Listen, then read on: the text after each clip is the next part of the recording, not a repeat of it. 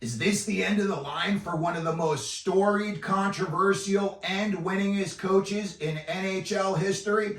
Go ahead and hit your subscribe button right now, and I'll tell you why I think John Tortorella is about to be moving on up in the city of brotherly love. Hey everybody, welcome into Clearing the Benches, your one-stop shop for daily, fresh hockey content. The Flyers are mired in a 7-game losing streak, and I was taking a look at John Tortorella.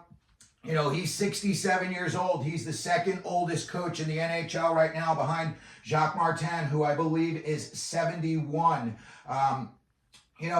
Tortorella's been coaching since the mid-90s. Tampa Bay hired him in 2000. He won a cup with them in 2004 when he beat the Calgary Flames in 7 games. But then he was fired by Tampa Bay in 2008. He wasn't out on the market for very long because in February of 2009, he was named head coach of the New York Rangers. He had a good run there. They came close, but on May 29th of 2013, he was handed his walking papers by the Rangers. He was not out on the market very long. And in a pretty unique NHL move, basically what happened on June of 2013 was he was named head coach of the Vancouver Canucks, and basically him and Alain Vigneault swapped jobs. Vigneault was coaching in Vancouver, Tortorella in New York, and then they swapped jobs and Vigneault took over in New York. He only lasted 1 year in Vancouver, and if you remember back that far, it was pretty much complete chaos. He had that big-time line brawl that started the game against Calgary. He tried to get at the Calgary coach, on the way to the locker rooms. It was a big-time debacle, and he only lasted there for 1 year. But you know what?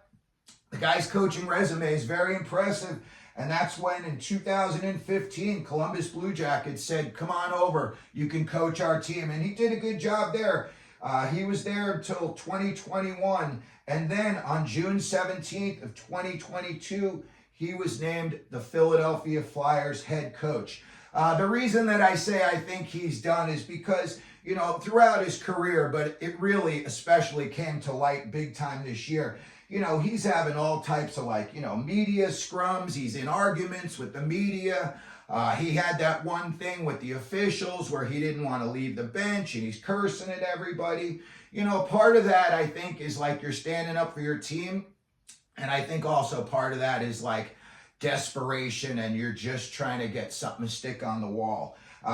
He's had some issues with his players. He's had to bench a lot of his big name guys, And the other factor that I looked at is he's old, and there is a huge age discrepancy. He's 40 years older than some of these guys he's coaching. Some of these guys he's almost 50 years older than. And that is a huge, they're in this world, and Tortorella's in this world. So I think the gap at this point may be just too far to bridge for him. And then the other thing I think is Tortorella's old school. He wants you to give 1,000% every single second. And I think, to be honest with you, he may just be getting tuned out by some of the players. I think they just turn the music up in their earphones and that's that. And they just let his message go in one ear and out the other. When I was looking at the Flyers organization as a whole, listen, I think they're in great hands. Keith Jones is the president. You got Danny Briere as the GM. And I would think that the Flyers would not want to let Tortorella go out of the organization. I personally do think, and tell me in the comment section if you think I'm wrong. I think Tortorella's just done. I think this year it was just, you could see as the season, went on, he just seemed like he was just becoming more and more frustrated, and it just looked like the tension was really growing within him. But I don't think that the Flyers would want to lose him. The guy's been coaching in the NHL for 20-something years. He knows the league. He knows the players. He knows other coaches' structures. He knows how to scout other teams. The guy, he's coming in 130 more wins than he's got losses over, almost 1,500 games behind the bench. So that's nothing to sneeze at. And again, I think that Danny Briere and Keith Jones, those are smart guys, and they want to have a guy around them with as much information, a resource pool that they can go, hey, what do you know on this guy? What do you think about that guy? Hey, when you played against this guy, what did you think? And I also think that, this gives him a chance. Let's say they just create a position for him. Let's say, they say he's a special advisor. I looked at all the other things, player development, associate player development, all of those positions are filled. And I don't want to say somebody's going to get fired just so that Tortorella can have a job. I think what they're going to do is they're going to create a position for him. Like I just said, maybe some kind of a special advisor role.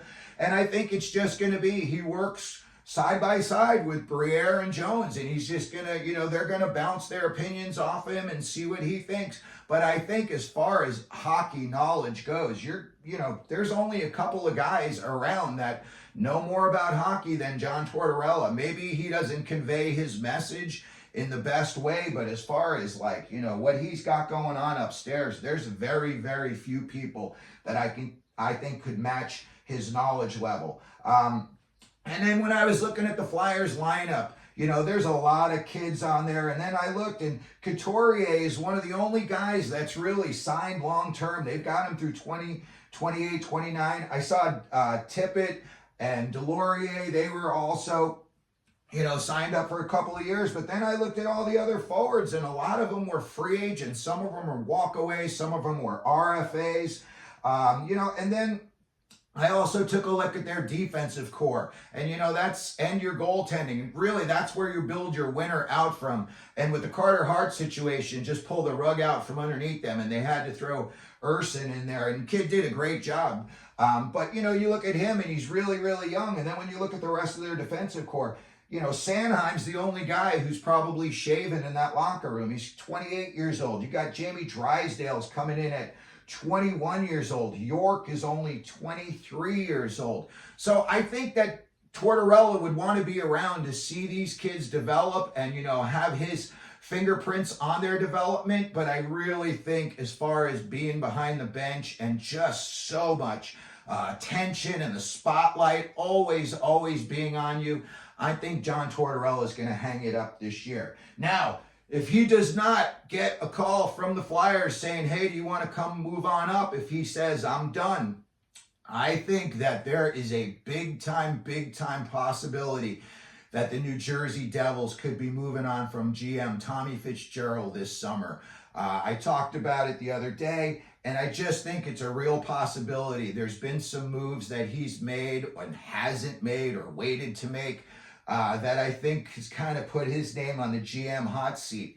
And, I know Tortorella's only been a coach in his career, but again, the guy knows the league like nobody's business. He's been around this league 25 straight years, longer than that. And he's been behind a bench, so he knows all the players. Like I said, he knows how to scout these guys. I could see the New Jersey Devils possibly giving him a call, asking him if he would be interested in becoming their general manager. I think, to be honest with you, those would probably be the only two places that he would be interested in. He's an East Coast guy. He's got that East Coast mentality. And, I think he would fit in perfectly with the Flyers, in their hockey operations department.